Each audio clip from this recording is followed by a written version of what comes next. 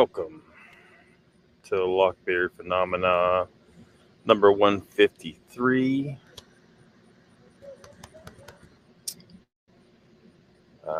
Killed by Aliens, part 2. It's part 2 because when I tried to do this the other day, the heat was too much for the computer and was shutting the computer down. So I've made it into a part 2 for tonight. It is Sunday, June 9th, 2024. About 9 p.m. I was originally scheduled it at 8:30, but turned out that Pat was having a live stream tonight of Squatch Talk, so I decided to push off starting 30 minutes, but I can only push off so much. You know, the streams aren't scheduled, and we have no official agreement to not overlap each other, and I can't wait later. It'll be after 11:30 or midnight before we're done, and then I'll be useless. I will be useless that late. So figure we get on with it.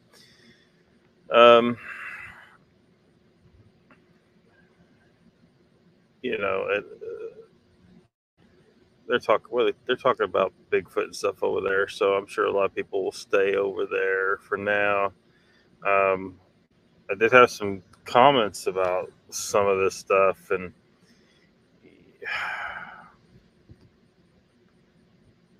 well, again, I'm not buying.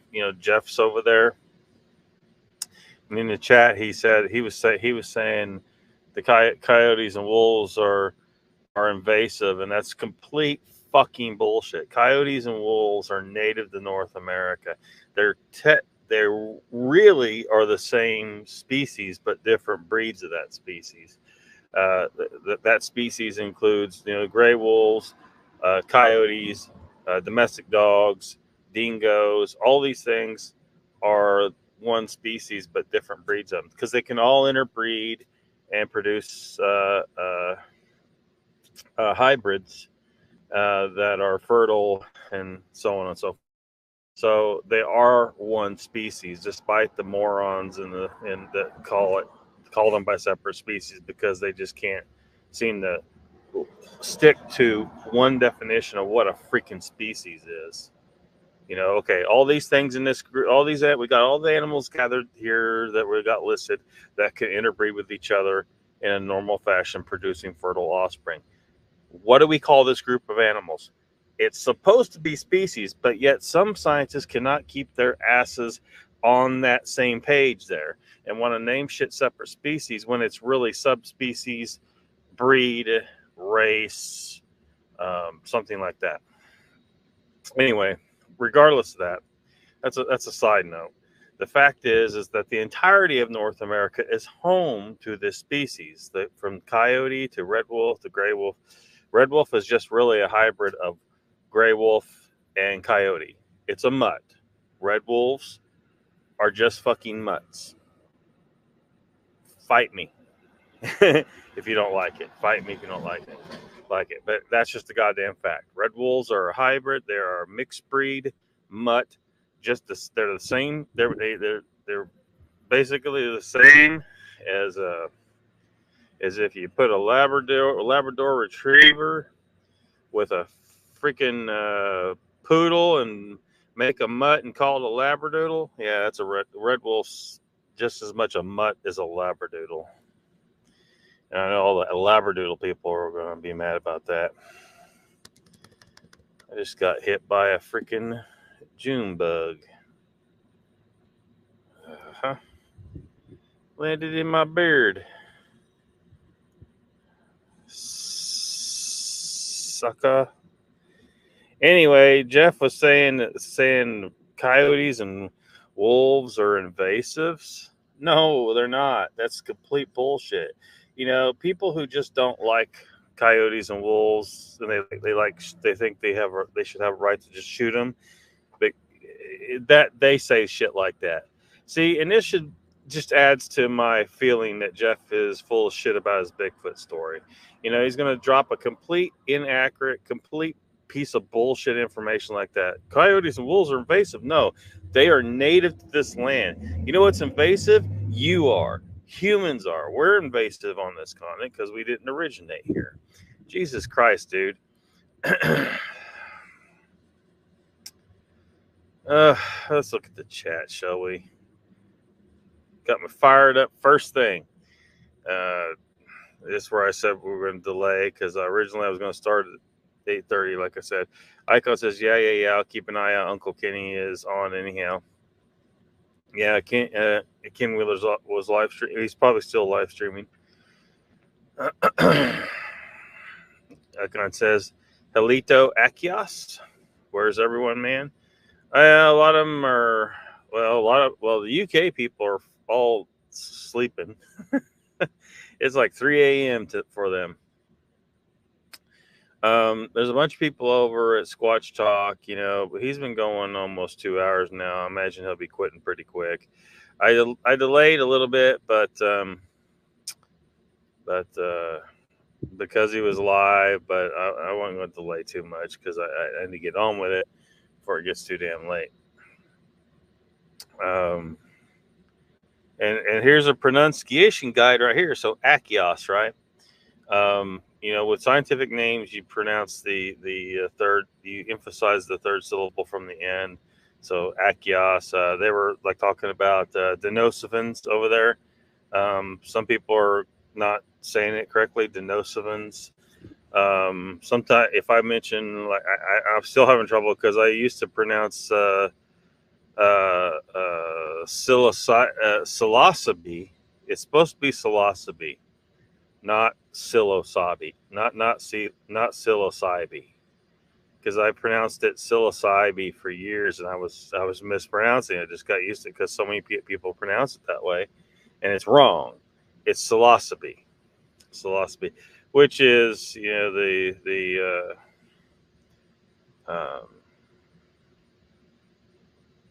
which is the genus of some of the species of psychedelic mushrooms.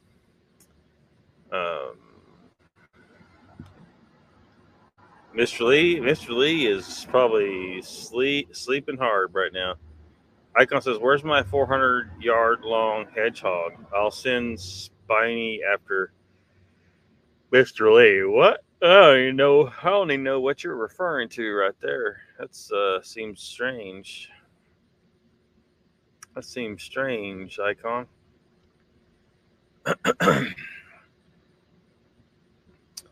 Trying to think of what else I saw over there that with their discussion on Pat's live stream.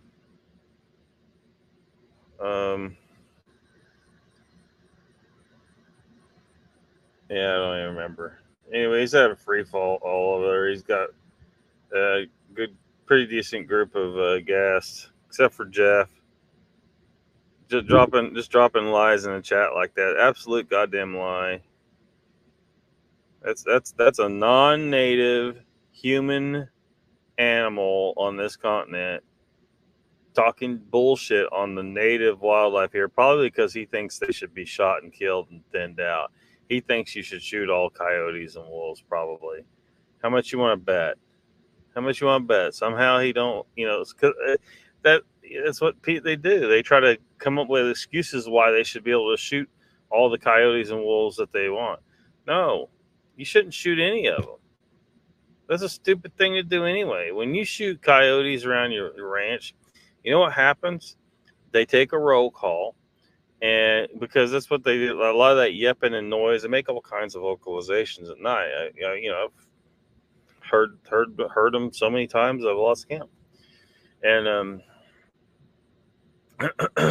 and part of what's going on there is they're, you know, taking a roll call. They're saying, okay, is everybody here? Oh wait, we've got a couple people missing, a couple coyote people missing. You know, something happened to them. They disappeared. Something made them. They died. So now what happens is the females will have more puppies to account for the missing members of their pack. So you should never shoot them. The way you keep coyotes and wolves away from your livestock is you have livestock guardian dogs. It's real goddamn simple. Our ancestors knew this. That's why they bred some of these breeds of dogs for thousands of years to guard livestock. So why is it so freaking hard for people to just do what we've been doing for thousands of years? I got hit with another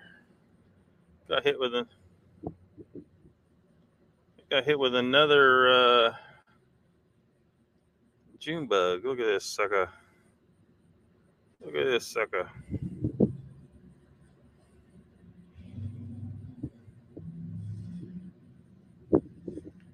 Yeah, get out of here. Oh, I see.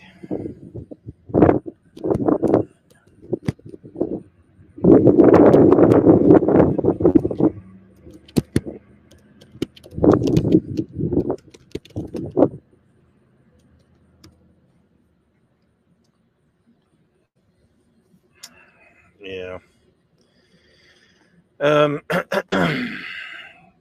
Icon says, I made bourbon glaze grilled chicken for supper. Not sure I cooked all the alcohol out of the glaze. That might be it. What? Icon says, had June bugs last month already, been a warm spring. Yeah, I mean, we had some last month too, but there's definitely some flying around right now. And it's June, so they're on schedule.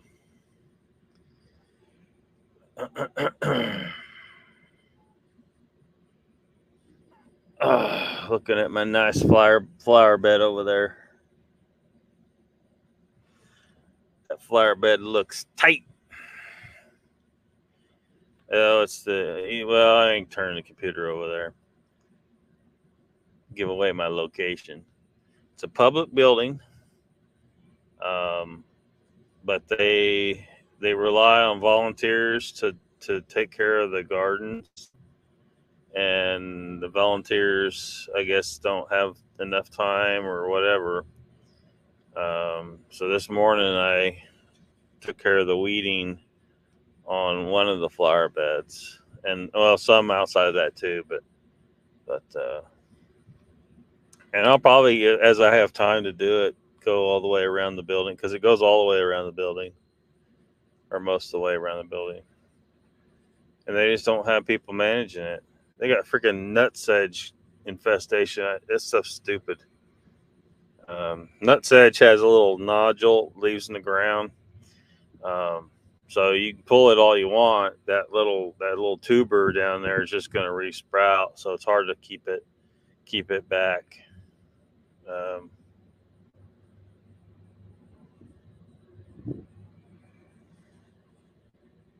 So I they have special herbicides that's supposed to attack it, but yeah, I don't know. Icon says, been a wet spring too. Got 6 inches over average rainfall in the last month. Had most of the seeds in the garden rot in the ground. Currently replanting.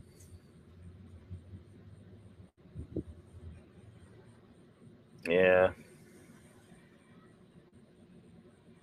What was a vegetable garden or flower? It sounds like it's probably a vegetable garden you're talking about. Don't you know you're supposed to stop eating vegetables? Right? Just put a goat over there and raise that goat. Eat that goat. Oh, man. So last time before the heat killed the computer almost, or tried to kill the computer, was looking at this article. Let me zoom to the top here. Oops. Have people really been killed by aliens? Expert weighs in on fatalities linked to UFOs. This was Well, week and a half ago, this article came up on Daily Mail. Have a kind of a little bit of a backlog of Daily Mail UFO alien related articles. And this was one of them. I don't know. I don't think I read this one. So here's one of the stories. I don't know how much of this we got left. This particular article. And I also don't know how much everyone could actually hear in the last live stream. I haven't reviewed it because it takes time to do that. I don't know how to fit in what I can do. I probably won't ever. I'll just let it stand as it is. That live stream will be what it is, and yeah. Because what am I going to do about it anyway, right? We're going to try and edit it. It ain't going to work. Just leave it at how it is. Anyway, so this story, frozen near a UFO. New York UFO researcher Jennifer Stevens was contacted by two boys in February 1968 who claimed to have seen a glowing fireball over the Mohawk River. The boy's friend thought he saw a white-suited humanoid in the bushes. Another 16-year-old boy's body was found nearby after leaving a note with his grandparents to say he was going for a walk. Watson writes, the coroner's verdict was death from exposure, but Stevens was convinced that his death was connected to UFO activity in the area. She noted that the boy's tracks in the snow indicated he had been running at first. Then it seemed as if something had dragged him from above. After the sighting, Stevens' husband was accosted by a man who said people who look for UFOs should be very careful. When her husband died suddenly, Stevens gave up her UFO investigations. Huh.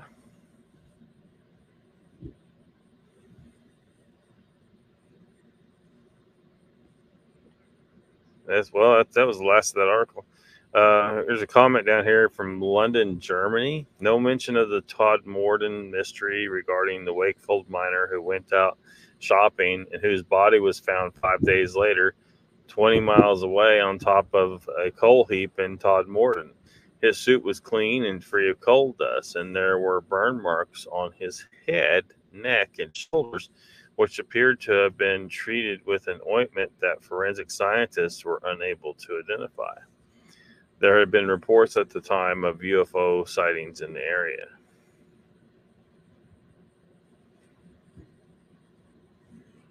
Coventry, United Kingdom. There's so much truth in this. The major powers know more than they're letting on. 5 years ago, I would have laughed at the notion of this, but the reality is it's true.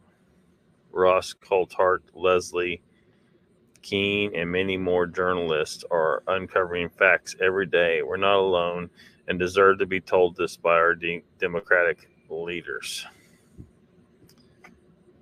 Yeah. Something weird going on.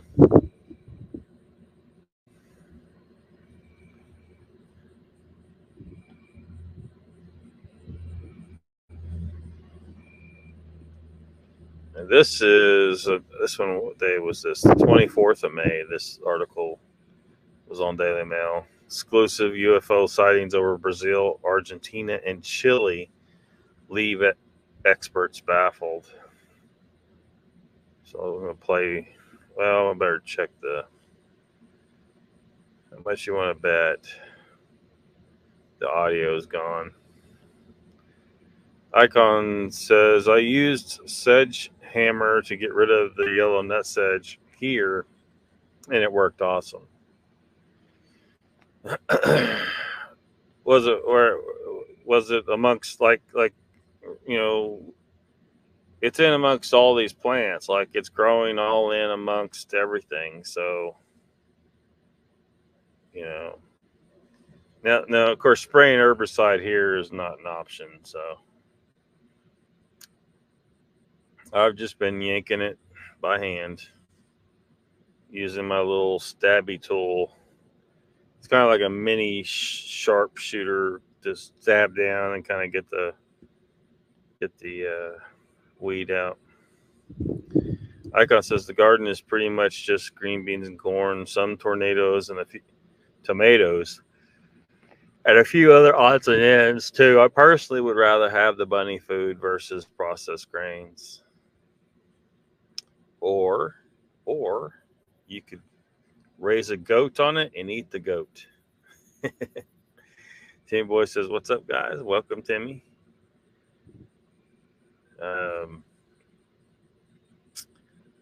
Trying to actually get through the articles I was going to hit on last time I did LOCKBEARD Phenomena, when the heat just about killed the computer. So I'm pretty much have given up on trying to do any kind of live streaming in temperatures in the 80s or above. The computer just starts, the fan runs hard and everything gets slowed down and shit stops functioning, and it just doesn't work. And so I'm just not even going to try it anymore. Like right now it's 76 degrees out here and there's a nice breeze coming through because there's storms all around. So as long as it doesn't rain on me and I have to close the doors, staying pretty decent temperature. And I don't think it's supposed to. There's been a little bit of sprinkle here and there, but it hasn't been bad. Icon says, "Team Boy, glad you're here, man. Talking to myself is boring, and the rest of the Twinkies that are watching aren't pitching in." Well, the majority aren't in chat. So Icon says, the nutsedge was growing in my hayfield. Yeah. Really don't like goats, to be honest. I mean, you don't eat them? Have you ever eaten goat? Goat's a good meal. Tim Boy says, we the only idiots here. I guess. Sorry, I meant Icon. Well, I guess I don't know if Pat's still alive over there or not. But Donald and Raptor were over there. Sandra, Derek McManus, but he never comes over here. Tracy Tracy Benna is over there. She's used to come over here, but she don't hardly come over here no more. Gary Johnson, if we care about him. They're all of them are over there, and the UK people are all asleep because it's 3 a.m. over there. So Icon says, did have goat at a real Mexican restaurant in Washington. That was awesome. Didn't have to raise the stupid thing though. Probably wouldn't get big enough to eat before I got irritated and shot it. I guess if you hate goats, you hate goats. I like goats. I think they're cool, you know, and they're a manageable size. Like I can manhandle them. You know, anytime goat come at me, I can just step aside, grab it by the horns, and if I need to, flip it to show who's boss. But I ain't flipping no steer. So. And those are the things that they could kill you. Goat can just hurt you if you let it hit you. You got to keep your eye on them.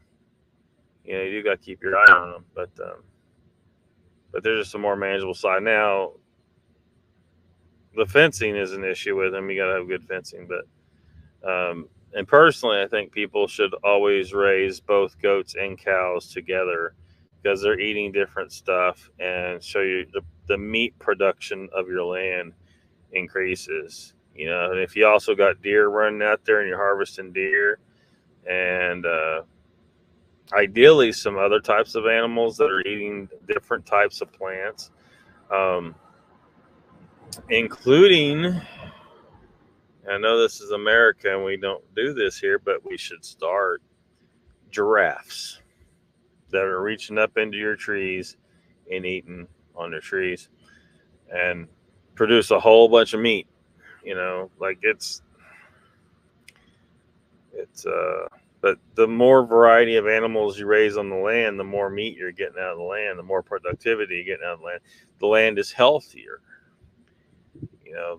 It doesn't like monocrop agriculture. It doesn't like single species ranching. It just doesn't like it, because what do these ranchers do that just raise cattle? They have to go out there and try to control brush. They got nothing controlling, so they're using chemicals, and that's not good for the land either. But if you're raising goats and sheep and camels and with your cattle, and I know giraffe is way off the reservation for what a lot of people are thinking. Hell, even camels is kind of like, what the hell? You want us to raise camels? Yeah, I think you should raise camels. And some horses, and yeah, you should eat some fucking horses. There's nothing wrong with eating a horse, I don't think. To some extent. I mean, I have mixed feelings about that, because we've kind of talked about that before, but I don't want to go into that right now. But all these varieties of different animals, the land's healthier, it produces more meat. We could easily produce enough meat for everyone on the planet if we just stopped being stupid with the way we manage our land. And so yeah. But maybe you're not the guy to raise the animals. Maybe you're the guy to to cut hay fields for those lands that aren't fenced off, to actually ranch the animals, to bring in some more. Because if people are stocking their land really heavy, they're going to need to bring in extra hay for their cattle and stuff. But also there's going to be land areas that it isn't feasible to fence it off for ranching. So, but it's perfectly good for hayfield. So in a sense, this guy might be raising, his livestock on 1,000 acres over here, but he stocks it as if he's raising them on 2,000 acres, because Icon's over here making hay on another 1,000 acres of land in the area and bringing it in. I don't think that's the most ideal circumstance, but it's what you got to do, because just logistics and stuff. But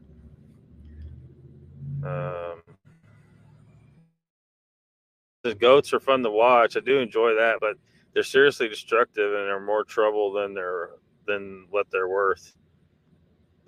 And dumb. Well, they are kind of stupid. You got they'll go this, but it's just something to add to your ranching operation, to where you're not having to worry about controlling brush, because the goats eat the brush, and then the cows eat the grass. The sheep eat a little different things, and the camels eat a little different things, and the horses eat a little bit different, and everything eats a little bit different. And you have more balance to your ecosystem, and you produce more meat.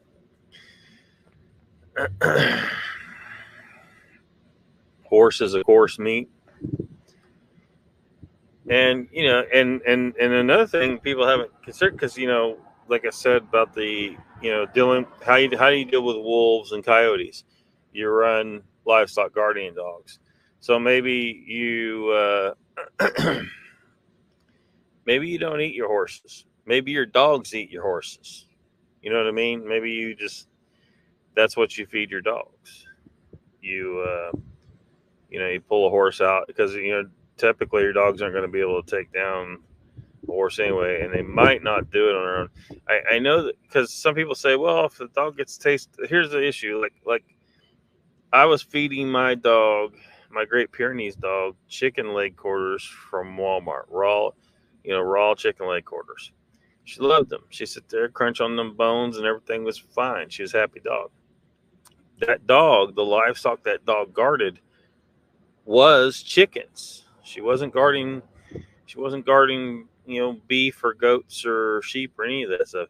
She was guarding a flock of chickens, but she wouldn't eat her own chickens. So Like I had one that got sick and it sat there for a couple days by the door of my camper, and then it died.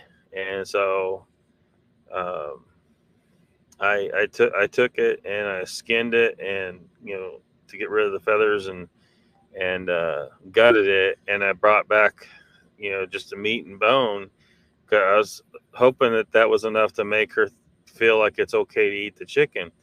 And I put it in front of her. She sniffed it. She walked over to where that chicken had been sitting while it was sick and dying. She sniffed that spot, and then she just curled up and lay down. And she would not eat that chicken because she knew it was one of her chickens that she guarded. Great Pyrenees are good dog. Icon says cows and any other critter would be just fine. You're just racist against goats. Icon says horse meat was dog food for a long time. Then the automobile came along and the supply of horses dwindled. Yeah, exactly. I mean, it should still be dog food, but they're, people giving their dogs this cornmeal crap dog food they get at the store, and then wonder why their dogs get heart disease and diabetes and cancer, and they get fat and then suffer and die. You fed them something they're not supposed to eat. You fed them a bunch of cornmeal with meat flavoring in it. It's a bad deal.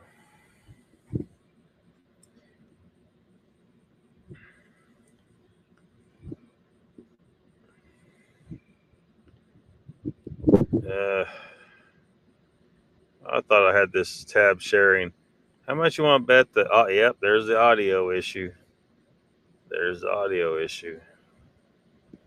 Okay, stop sharing, and then we got to reshare.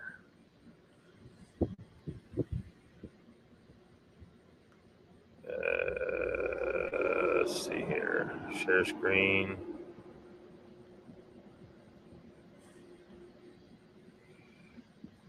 There we go. Got it back now.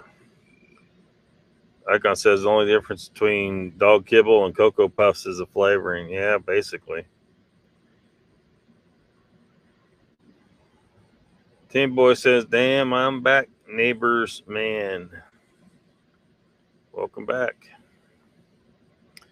Didn't know you left. I thought you was just being quiet. UFO sightings over Brazil, Argentina, and Chile leave the experts baffled.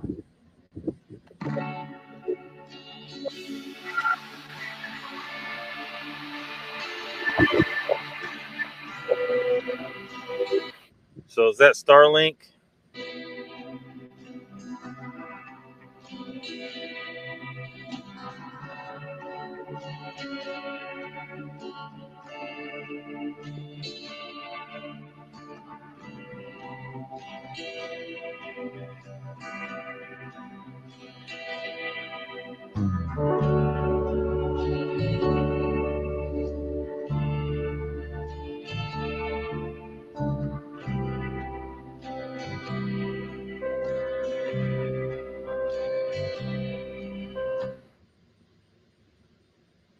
No, we will not watch again. Luminous rods. They say strange luminous rods have been caught on camera in the skies over several South American countries in the past month. The long white and blue objects appear to slowly float across the sky in videos filmed by residents of Argentina, Chile, and Brazil. One stunning example was filmed on April 29th by UFO research Petrobras engineer and Petrobras engineer Rony Vernet on cameras he set up to monitor the southeastern night sky near Rio de Janeiro, Brazil. An apparent cylindrical object glides into the frame at 5:01 a.m., heading northeast and gradually moving out of sight over about 80 seconds. Sounds like they're probably just looking at Starlink.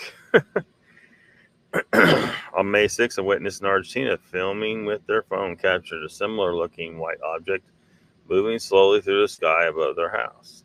Same day at 7:14 p.m. in Vina del Mar, Chile, a third witness videoed another incident, though this time the cylinder appeared blue.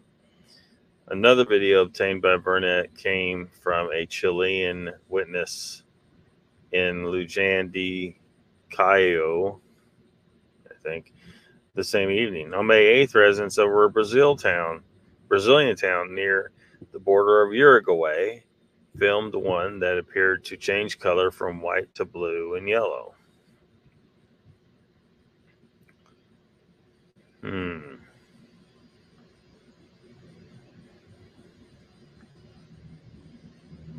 I don't know.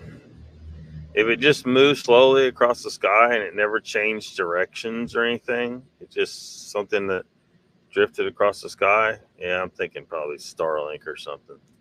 Burnett shared videos he collected from 4 witnesses in Brazil on May 9th showing similar objects, but experts are baffled as to whether the objects are indeed UFOs or the satellite constellation Starlink. Yep. I knew it. They were going to guess Starlink. Of course they were.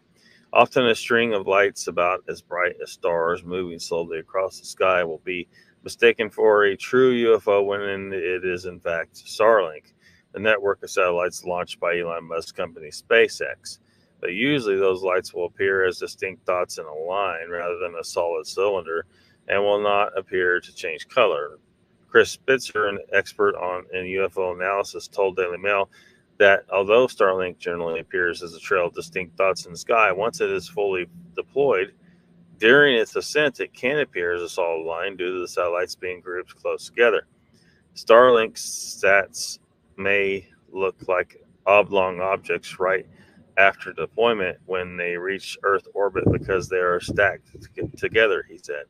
Spitzer shared a likely example, a stunning photograph taken by a FedEx pilot of a meteor burning up in the atmosphere with a white blob below it, resembling the objects captured by Burnett and the other witnesses he gathered. The white, bright nature of the objects could be just reflected sunlight, Spitzer explained. Starlink satellites also generate UFO sightings right after they are deployed when they reflect sunlight. They are released in one batch with 2 clamps parallel to each other where they are stacked together. This could explain some recent sightings, he said.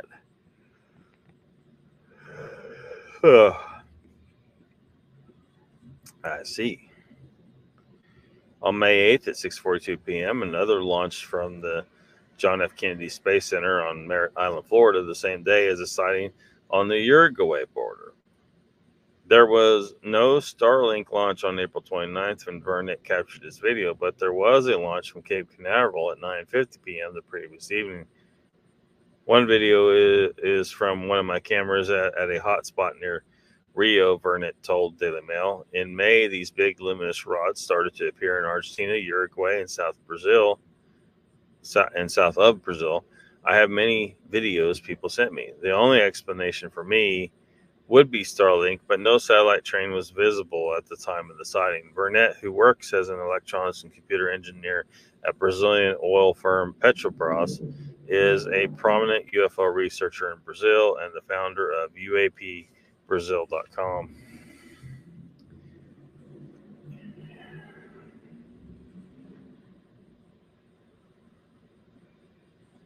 Yeah, I think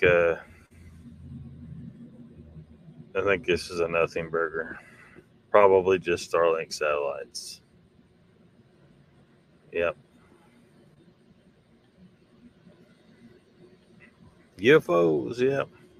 Like I said, that's the music from one of the naturist channels I watch. Sounds like some dude next to what? Sounds like some dude next to, I don't know what that is. Can't see it. Is that a sandwich, Timmy boy?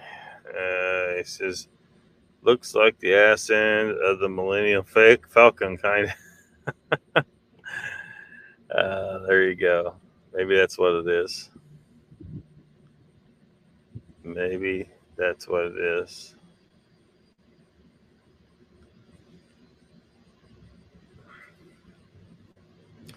This next article about the Ukrainian soldier filmed a UFO bigger than the Empire State Building over the war zone at Donetsk, tells Daily Mail. It sat deathly still against winds and was hotter than anything I've ever seen. This article was a few months ago, but like I said, I had just a number of articles kind of building up for UFO talk, so here we are.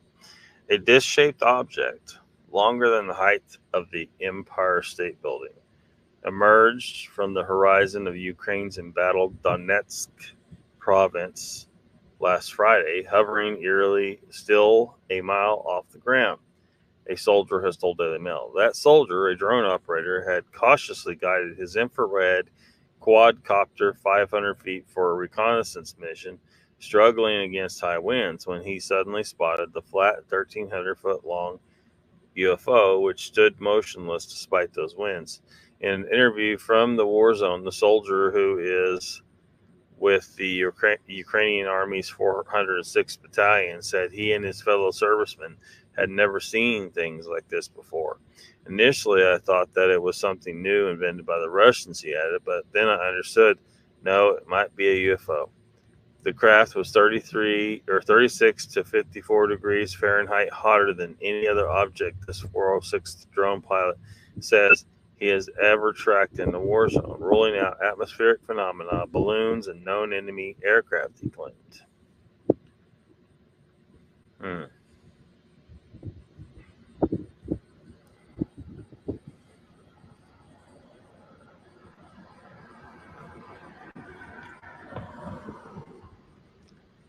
Quote, we were surprised, very surprised. A soldier whose first name is Vadim recalled via an interpreter, but Vadim told Daily Mail that this surprise was not quite fear, because he and his fellow soldiers have had to learn to suppress those emotions in their effort to defend Ukraine from the now 2-year-long invasion by Russia. We got scared on the 24th of February 2022, Vadim said. After that, we aren't scared of anything. The 406th drone pilot said he'd gotten his craft about a few kilometers into its recon mission before spotting the UFO. I looked right and saw this, Vadim said. After 30 seconds, we decided to film it. All the emotions we had at the moment there in the video, you can hear it. As Vadim and his fellow 406 unit members scrambled to make sense of the apparent object, their confusion is palpable in the 17-second video shared exclusively with Daily Mail this week. In between the swearing, holy shit, and the excitement, what the fuck is this? One member of the battalion asks, why isn't it moving? Another wonders, why can't he fire missiles at us? What do you mean? Aside from the object's unusual heat signature, it appeared to more readily withstand the strong wind, but Vadim told Daily Mail that no other extreme weather could help explain the unusual sighting.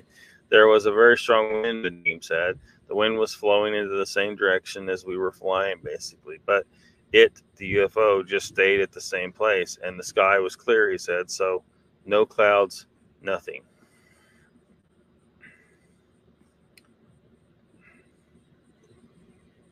Yes, he's showing his equipment.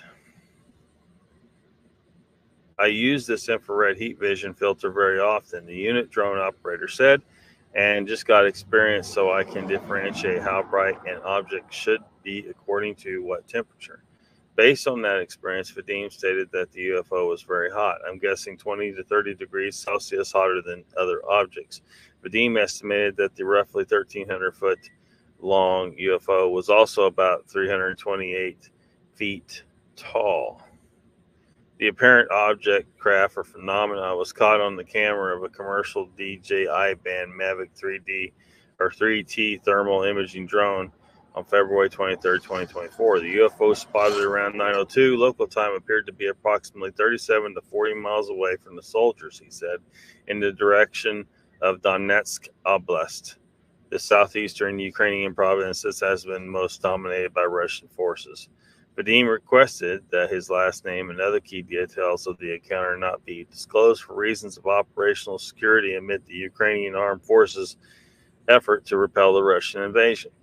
But he noted that while it's hard to count just how many times he has personally flown his unit's Mavic 3T, it was probably more than 10,000 times.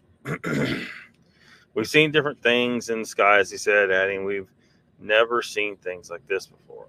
One potential explanation for the UFO was the well-known optical illusion phenomenon called Fata Morgana, a mirror-like atmospheric mirage produced by a temperature inversion of hot air in the upper atmosphere.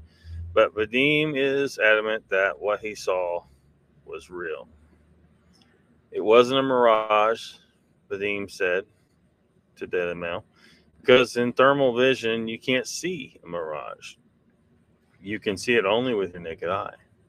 He continued to explain that the object did not ripple, shimmer, or otherwise alter its shape, which would have been a telltale sign of Fata Morgana, of a Fata Morgana mirage. This is like the Flying Dutchman thing, you know. It's where if you look out on the ocean and it looks like there's a ship floating in the sky, it's this type of mirage. This is what the damn flat earthers, or sometimes these flat earthers will say, oh, see, you can see that land over there. Well, no, and I say because the land's supposed to be around, further away than you can see past the curve of the earth away from you. But the problem is a Fata Morgana mirage can allow you to see things that are over the horizon sometimes like that. But you can usually tell because it's distorted. So, but everything that comes out of a flat earther's mouth is distorted, so it must seem normal to them. Okay. Often a Fata Morgana changes rapidly as a flight safety guide, Salisbury, notes. The mirage comprises several inverted, upside down, and erect right side up images that are stacked up on top of one another. But according to Vadim, the object was in a stable form. It wasn't moving. That said, the UFO, whatever it was, wasted no time leaving its perch above Donetsk. At another position, we had another drone and put it up in about 3 minutes, Vadim said, but they didn't see it, the UFO, at that moment. When we returned to the same position later, there was nothing there.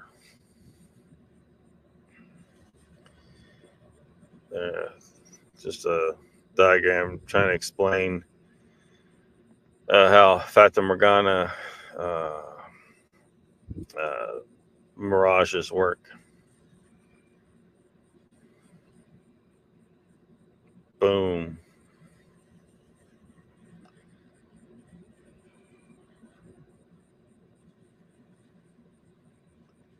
Yeah. So, yeah, that's not the Earth being flat. That is a mirage. It's freaking cool. But this is why someone might think the Dutchman was flying, or whatever. This past Tuesday, a spokesperson for Mavic's manufacturer, DJI, told the Mail that while it could not help in explaining what is present in the 406 UFO footage, an equipment error could have played a role. But Vadim noted that he was confident the Mavic's 3T systems were functioning normally at the time of the encounter. A red warning or error bar visible in the upper left-hand portion of the drone's display, he said, related to the consumer-grade drone's GPS navigation. It is a warning that we were flying without satellites on 100% manual controls, Vadim told Daily Mail. Because Russia does everything they can to deny Ukrainians the ability to fly over and understand their plans. Vadim noted that similar combat-specific issues prevented the battalion from storing a recording of their UFO thermal imaging footage directly on the Mavic drone itself. We remove the memory cards from the drones when we are doing flights over enemy territories, Vadim said. There is a risk that if we lose a drone because of enemy electronic countermeasures, they could pick up the drone, they could pick up the card and read what's there. When pressed again on how he and his fellow 406th Battalion members felt about the UFO, Vadim said, "The best I could say would be that for this video to have never happened for us, the Ukrainian military, to never have to do the work we do." That didn't make any sense, but whatever. In a better world, Vadim said, Russian invasion of February 2022 never happened, and we just used civilian drones to film weddings. Dude gets a UFO sighting, and he'd rather film weddings. But I guess they're tired of the war.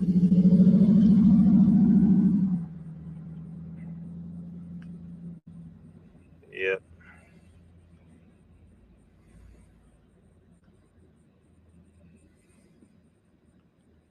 Catch up in the chat, I guess. Tim Boy says, mystery solved. Yeah, it's a Millennium Falcon. Icon says, be right back. Tim Boy says, nope, it's in the Ukraine. I'm out. You're out? You're not going to the Ukraine?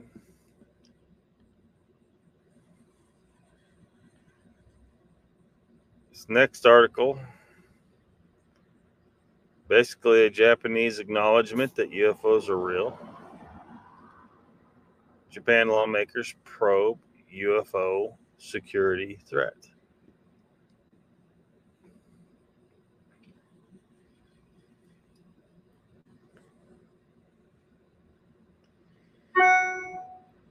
UFO sightings should not be dismissed out of hand because they could, in fact, be surveillance drones or weapons, say Japanese lawmakers who launched a group on Thursday to probe the matter. The nonpartisan group, which counts former defense ministers among its 80-plus members, will urge Japan to ramp up abilities to detect and analyze unidentified anomalous phenomena, more commonly known as UFOs. Although the phenomenon is often associated with little green men in the popular imagination, it has become a hot political topic in the United States. Washington said last year it was examining 510 UFO reports, more than triple the number in its 2021 file. And NASA in September said it wants to shift the conversation from sensationalism to science. The Japanese parliamentarians hope to bring the domestic perception of UAPs in line with its allies following several scares related to suspected surveillance operations. It is extremely irresponsible for us to be resigned to the fact that something is unknowable and to keep turning a blind eye to the unidentified, group member and former defense minister Yasukazu Hamada said before the launch. In an embarrassment for Japan's defense ministry, unauthorized footage of a docked helicopter destroyer recently proliferated on Chinese social media after an apparent drone intrusion into a military facility. And last year, the ministry said it strongly presumes that flying objects sighted in Japanese skies in recent years were surveillance balloons sent by China. In Japan, UFOs have long been seen as an occult matter that has nothing to do with politics. Opposition lawmaker Yoshiharu Asakawa, a pivotal member of the group, has said. But if they turn out to be cutting-edge secret weapons or spying drones in the skies, they can pose a significant threat to our nation's security. The U.S. Defense Department in 2022 established the All-Domain Anomaly Resolution Office, ARROW, to investigate UAPs. An ARROW report last year designated the region stretching from western Japan to China as a hotspot for UAP sightings based on trends between 1996 and 2023. It later concluded in a congressional order 60-page review that there was no evidence of alien technology or attempts by the U.S. government to hide it from the public. The Japanese lawmakers will push for the country to create an equivalent to the Pentagon's Arrow and to further boost intelligence cooperation with the United States. Christopher Mellon, a UAP expert and former U.S. intelligence official, will give an online talk to the group on Thursday. You do that, dude. You do that.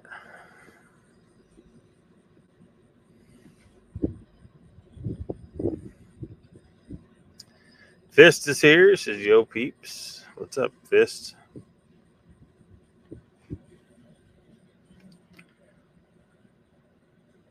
Welcome to the live stream. Probably not going to go really long.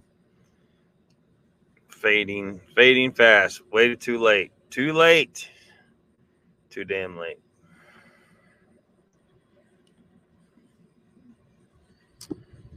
Yeah.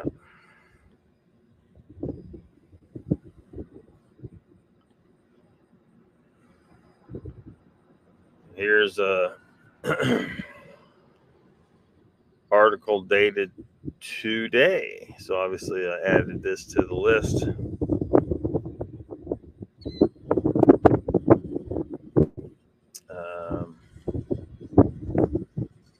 Why haven't aliens contacted us? Scientists reveal the theories for the lack of any signs from extraterrestrials, despite 100% chance that they exist.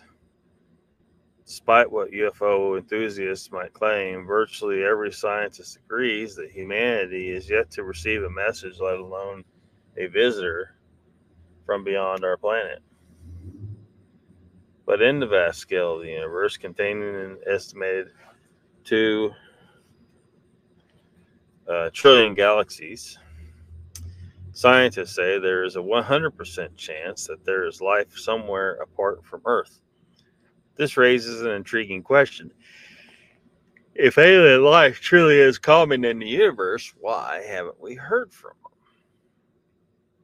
From the dark forest hypothesis to the inevitability of nuclear war, the answer to this question may offer a chilling glimpse into the future of our own civilization.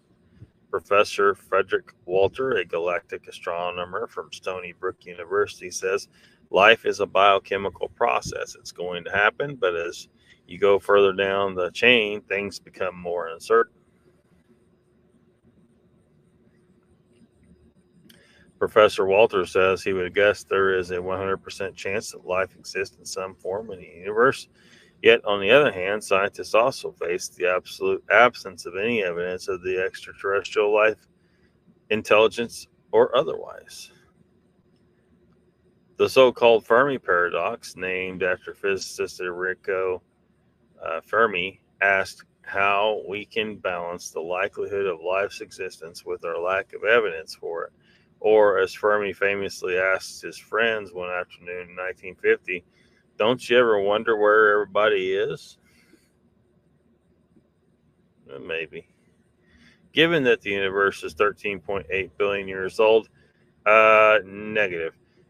Anyway, if only a handful of civilizations emerged, they would have plenty of time to become extremely advanced. When Fermi's paradox was first presented, some scientists argued that the age of the universe suggests there should be super advanced civilizations in our galaxy. And while science fiction like Star Trek imagines that civilizations may become more peaceful as it advances, some scientists disagree. Dr. Walter says it could be that the universe is teeming with life, but everybody's hiding because we're scared. To understand why this could be the case, imagine that you are a hunter creeping through a dark forest. If you saw another hunter lighting a fire, would you light your own to say hello? You don't know who else is out there, whether they are armed, and what their intentions might be. However, what you do know is that if you stay quiet and don't make any light, no one else is going to be able to find you. The so-called dark forest hypothesis argues that if you really want to survive, the only smart decision is to stay quiet and shoot anyone you see.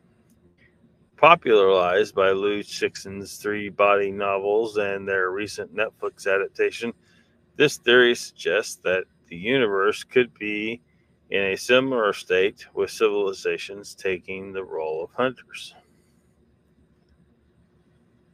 So while humanity is doing its best to reach out to the stars and make contact, other more powerful forces might be waiting silently beyond our sight. If this is the case, it might explain why our efforts to communicate with any other civilization have so far gone unanswered. Dr. Walter says if you have no idea if other civilizations are friendly or hostile, and remember, you're the new kid on the block. They've been around for thousands of millions of years and are probably much more advanced. You don't know what to expect, so the safest thing is to remain silent. No one wants to speak to us. However, the picture of the universe painted by the dark force hypothesis may be a little too pessimistic for some to believe. Professor Walter points out that while the theory is popular with science fiction authors, he isn't that paranoid. Instead, we want to explain why nobody was responding to humanity's messages. We might have to accept that we are the problem.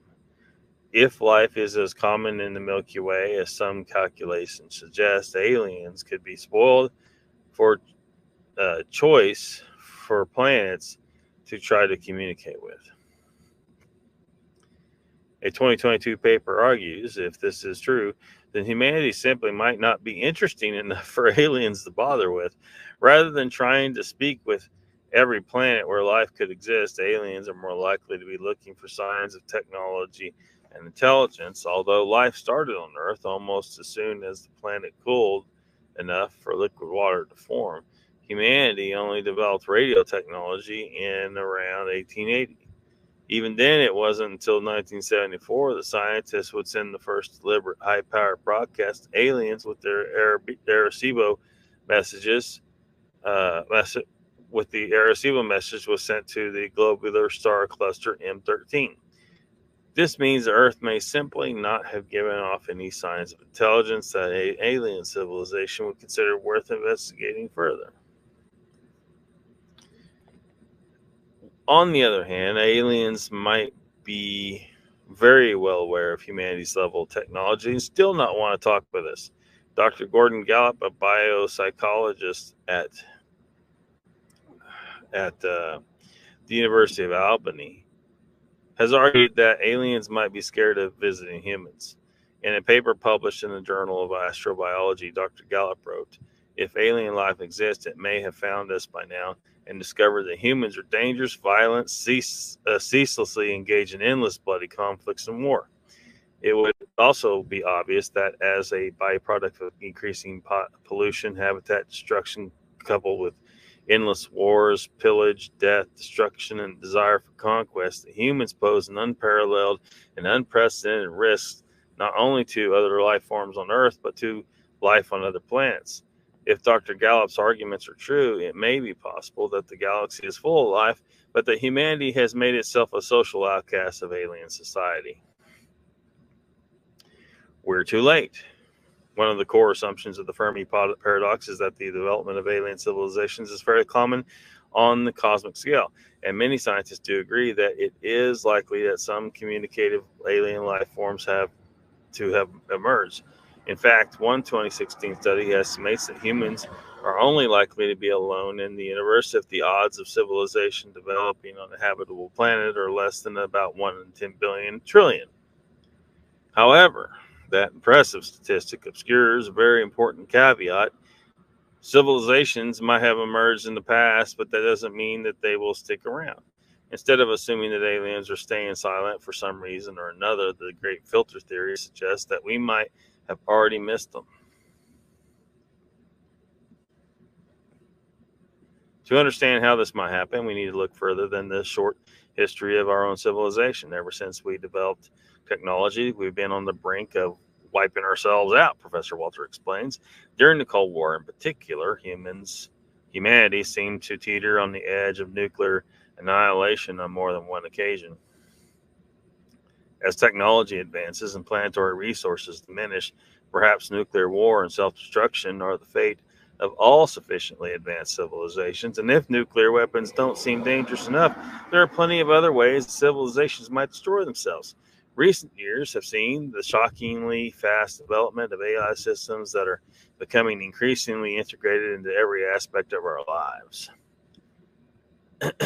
But in a paper published this year, Professor Michael Garrett of Manchester University argued that AI presents a formidable challenge to the survival and longevity of advanced technical civilizations, not only on Earth, but potentially throughout the cosmos.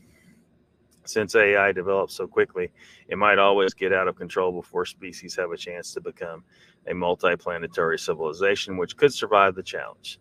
This means that advanced civilizations may have already destroyed themselves long ago. As Professor Walter puts it, our capabilities exceed our wisdom, and maybe other civilizations do that too.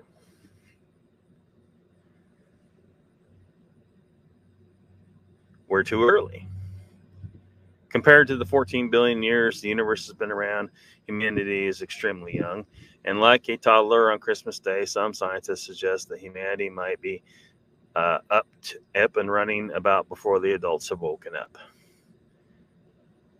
If there are very old civilizations out there, they may have already spread out into huge galaxy spanning empires. But in a paper published in 2017, researchers from the Future of Humanity Institute argued that these massive civilizations might be patiently waiting out of sight. So why could aliens be potentially biding their time like this?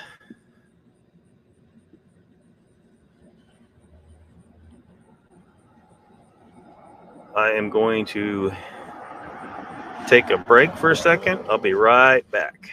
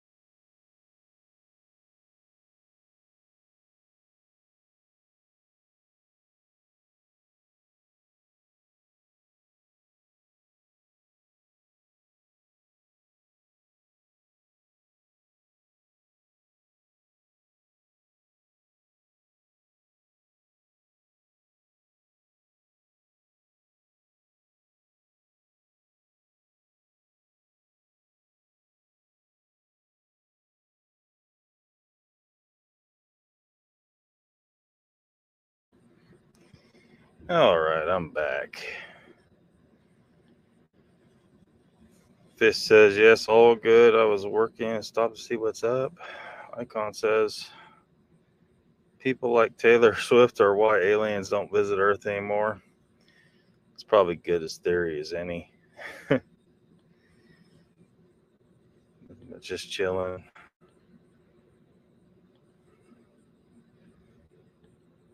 Icon says, bet you Earth ain't even on the aliens on star. Yeah. And people are just really self-centered, really egocentric, I guess I should say. They think that everybody in the universe is going to want to come visit us, and that's probably not the case.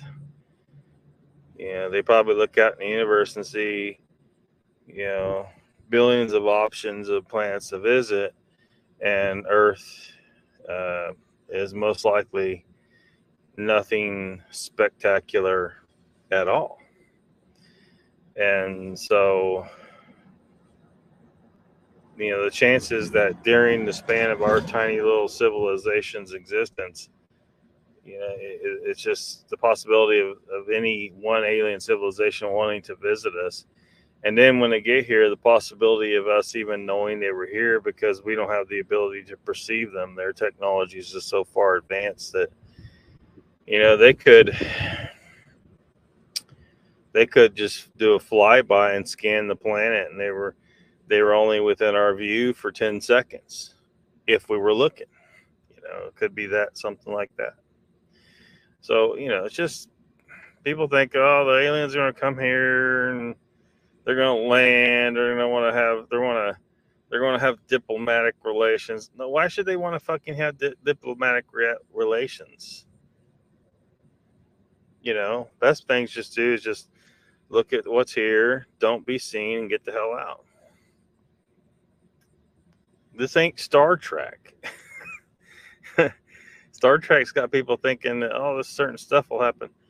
No, I think Star Trek was right about one thing. There's probably some kind of prime directive, right? Where don't interfere with less advanced species. Don't get seen. And so they're not going to make the same mistakes they do in Star Trek too. Like in the episode with those Proto-Vulcan people, and also in Star Trek Insurrection, the movie Insurrection.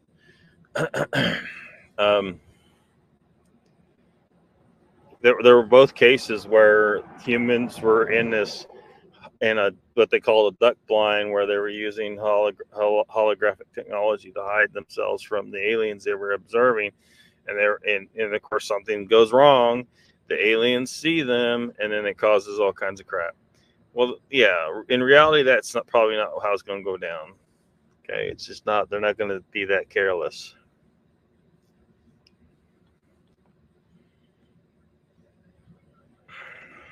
Or Google Maps. Ico says yes. Yep, the aliens don't watch Springer and will not be stopping here anytime soon. Yeah. Good thing you're not paying for this local. Donald says hello. It's silent here. Yeah, I had to step away for a second. Bueller. Hey, there's the Persian. The Persian. Waiting on you, Donald, says Tim Boy. How you been?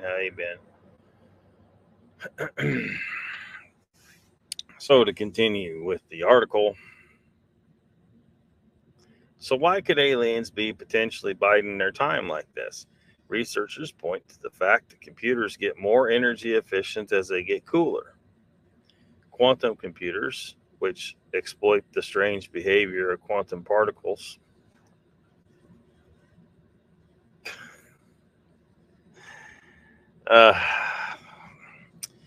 need to be even colder, requiring temperatures close to absolute zero.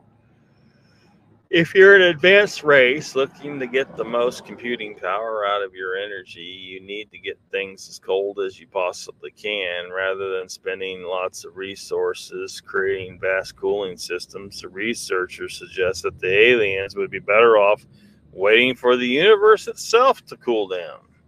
That could explain why we can't see any of these massive civilizations that the Fermi paradox suggests should be out there.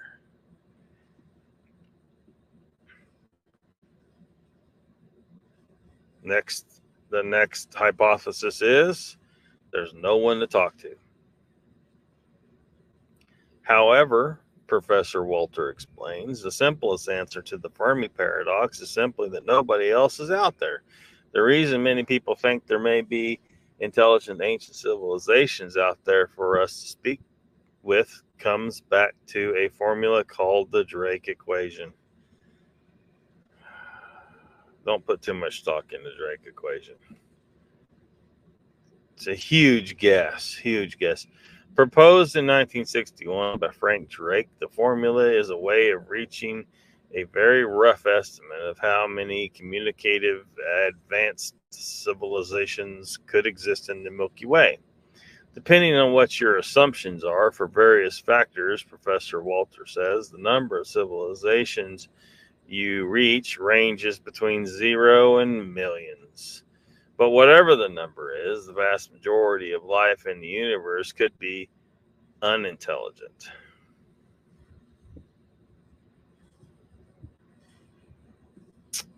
Yeah. Is there life out there? Yes. But when people ask, is there life out there, they're imagining something different, says Professor Walter. There's life, but it may be bacterial, microscopic life, slime, mold, and things like that. And to make matters worse, even if there is intelligent life out there, it doesn't necessarily mean that we could communicate with it. Professor Walter says there are lots of species on Earth that can communicate, at least with each other, but they don't build radios. Dolphins might be more intelligent than we are, but they live underwater. They don't have hands and they can't work with electricity, so you're not going to communicate with a creature that's on a water world.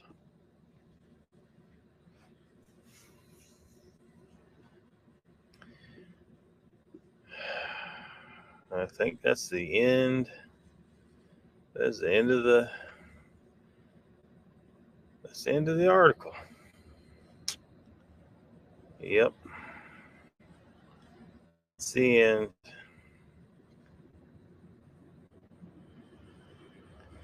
Cold Truth Not Coddles says Fermi came from a time when humans were naive enough to think that if we came in contact with an advanced civilization, we would be welcomed into some kind of stellar community group instead of being seen as a resource for raw materials, labor, or worse. Just look at how humans treated people they discovered over the years to see exactly what we should expect if we keep broadcasting where we are. Well, and again, this person here is making a little bit of an assumption of their own, right? He says here, a resource for raw materials. There aren't any raw materials on Earth that this alien race or any alien race would need to get from Earth that they couldn't get from elsewhere in the universe far easier. When you're let's say they wanted our iron or any of the metals. Let's say they're wanting all the metals that were in the ores, the rocks of Earth. Well, they can get all those metals in space without having to uh, lift off from Earth's gravity. There's no need to, and then having to fight the wildlife and potentially dangerous gases of the atmosphere or germs or whatever. There's just so many reasons why they can find asteroids out there. Find like say a planet like Earth that got hit by a really big asteroid and just got completely obliterated. Well, there's chunks of that planet floating around out there. There's probably countless planets that were blowed up like that. And there's asteroids out there, like just a piece of the core of the Earth would be almost solid metal. And that they could just go get that. Why in the hell? It's completely ridiculous to think that they would want to mine metals from the surface of a planet like Earth. It's ridiculous. And then for labor, no. Why would they enslave humans? Doesn't make any damn sense. These are people who can fly from one solar system to another. They have technology so great they could just build robots for slaves. We're about there. We already have plenty of robots to do lots of work for us, manufacturing and whatnot, and it's just going to get better. And we can't even get off of Earth hardly. We barely stuck our toes in the water of space, but we've got robots that can do a lot of our jobs for us, and are getting close to being able to do a lot more. So these aliens that come from another planet, they flew all the way here, and they're going to use us for slaves when they could just build robots that they're not going to have to enslave. They just give them orders, they give them programming, and they just do their damn job. So that whole idea of needing, the whole Sitchin bullshit. Oh, they needed our gold and they enslaved the humans. They bred us to. It's all fucking stupid. It's absolutely fucking stupid. And then people that think, oh, the aliens might want to eat us. Again, we evolved on different planets. There is no way that humans are compatible with the physiology of an alien. Anywhere near the point of being able to eat us. Humans can't eat most of the shit on the surface of our own planet. And people they really think that aliens are going to come to Earth because they want to eat humans and that they'll be able to eat humans without fucking dying. No, that's goddamn stupid. There's no compatibility with our physiologies. The ideas of hybridizing with humans, again, that's fucking stupid. We can't breed with any other species on the planet. We can only breed with our own species on this planet. And you want me to believe that we can breed with a species from another planet? That's ridiculously stupid. Ridiculously stupid. So all these fucking ideas people have, they're not thinking things through. They have wishful thinking. They want things to be a certain way. People read Sitchin and they want to believe that's the real deal. And it's not. It's just ridiculously stupid bullshit. Just ridiculously stupid. The fact is we probably just aren't interesting enough to visit. They'll talk to us when we go stumbling around the universe and we do something to annoy them. That's probably the first time they talk to us, is when we fly towards one of their planets and they're like, nah, hold up, playa. Just turn around and get the fuck out of here. And that'll probably be the extent of the conversation. They probably don't want to know us. We're not worth their time. We're below them. They don't have any need for us other than for us to stay the fuck away from them, probably. But that's probably the only time we'll end up having diplomatic relations of any kind with another species, is if we reach the technological ability point of being able to go to other planets. And so now at that point we'll be trying to fly to planets that are occupied, and they don't want us to come there. If they wanted us to come there, they would have invited us before, They're not. They just don't want to deal with us. Guaranteed. Most of them just don't want to deal with us. They're not interested. We're not interesting.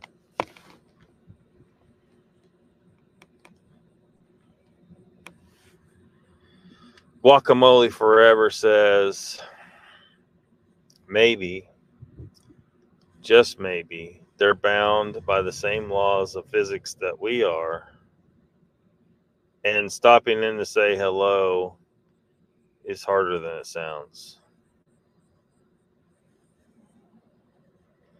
Well, of course they're bound by the same laws of physics, but it is something to think about.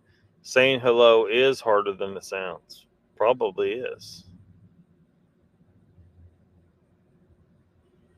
I mean, on our own planet, we have a lot of, we have to go to tremendous effort to understand people, for people to understand each other that are in different cultures and different languages. And even people who speak the same language sometimes can't seem to communicate very well. There's misunderstandings all the damn time. This talk to text bullshit's making it worse.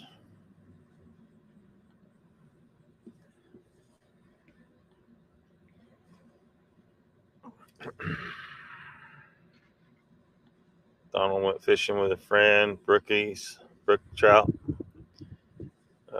Icon says, I don't know, should we turn this into a fishing show too, Donald? Go for it. Apparently, some people think that aliens are going to show up here fishing for humans. They're going to eat us like a trout. Donald says, I was giving Pat some guff. I couldn't escape. Yeah. Well, I was set to start at 8:30, and I saw Pat was on, so I went ahead and postponed for about 30 minutes. But that was, I really didn't want to do that because, I mean, I'm fading fast, man. I'm not going to go much longer here. Probably going to wrap her up in a couple minutes, actually, because I'm tired. Icon says, don't remember where there's brook trout around here. Lots of browns in Lake Michigan. Only place you know of with native trout.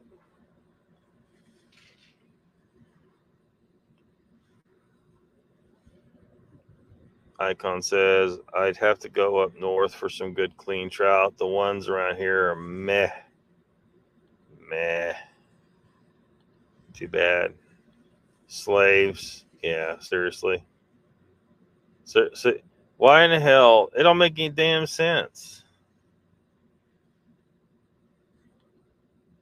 It doesn't make any damn sense to use humans for slaves. It's stupid. It's goddamn stupid. It's how small-minded people are. They can't think. Humans are very humans tend to like attribute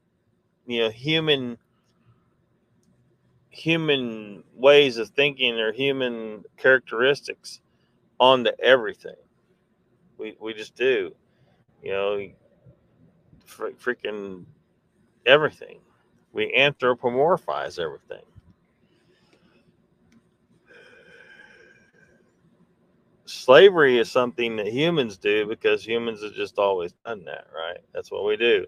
We're always trying to dominate somebody else and use them to our benefit. And they think that aliens are going to show up and do the same thing. That's a completely ignorant way of thinking. It just is.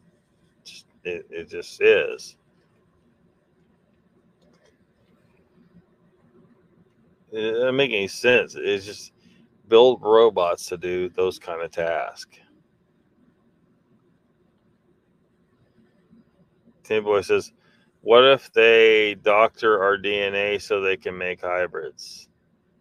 Well, again, what's the point in doing that? Why would you do that? It doesn't make any sense. There's no scenario where again,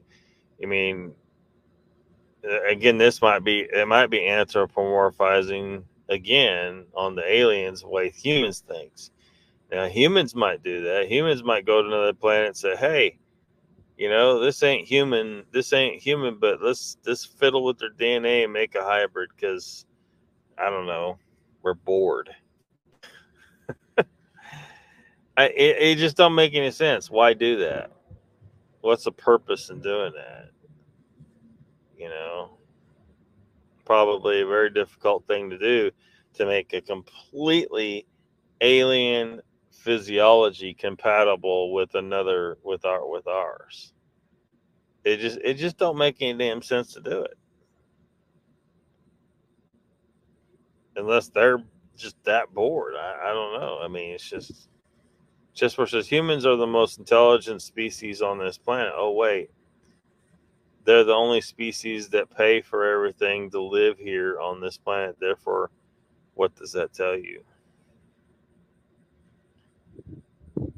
Well, I mean, again, the article did make a good point. It's like, what if dolphins are more intelligent than us? It's just that we we just don't know how to communicate with them. And maybe they do know how to make some technologies that you can make in the sea, but they choose not to because they know that living in harmony with nature is just the best way to live. Maybe they just don't want to have technology, like those people in Star Trek Insurrection who they use simple technology, but they chose to live a simple life. It was their ideology. They knew how to build warp drive. They just didn't use it because they didn't want to go nowhere. They're like, no, we like it here. This place is cool. It regenerates us and makes us stay young for hundreds of years. Yeah, we're not going anywhere, motherfuckers. Like I says, I crawled into bed already and we'll be fading out soon too. Have a good one, y'all. If I do, cool icon. Take it easy. Um, I'm kind of hungry and debating getting some food, but I don't know. That's a lot of effort. Good trout or steelhead.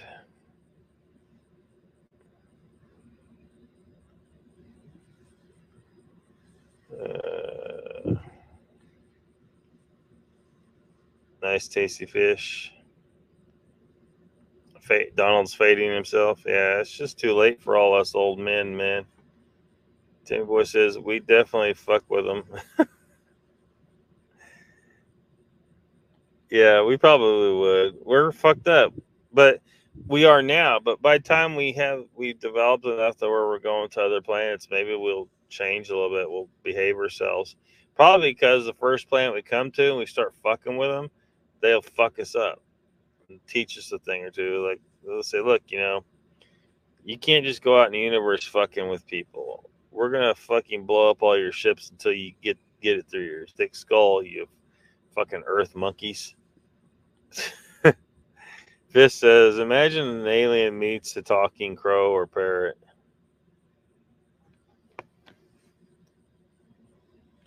Well, I mean,